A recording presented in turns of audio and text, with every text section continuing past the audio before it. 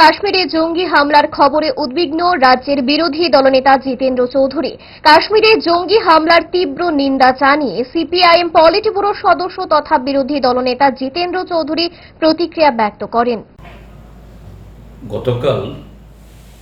আমাদের ভূস্বর্গ কাশ্মীরের পেহেলগাঁওয়ে সন্ত্রাসবাদীদের যে নৃশংস হত্যাকাণ্ড ঘটে গেল, গোটা দেশের সাথে আমিও এই ঘটনার নিন্দা জানাচ্ছি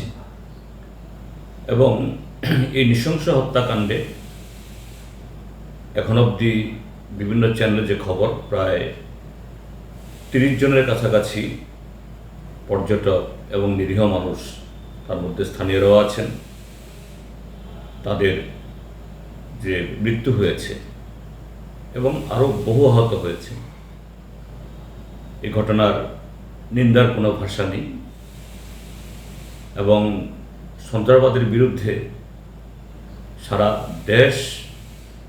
গোটা জাতি যাতে ঐক্যবদ্ধভাবে আমরা লড়াই করতে পারি, এই সময়েতে কাশ্মীরের জনগণের প্রতি আমাদের সংহতি জ্ঞাপন করছি এবং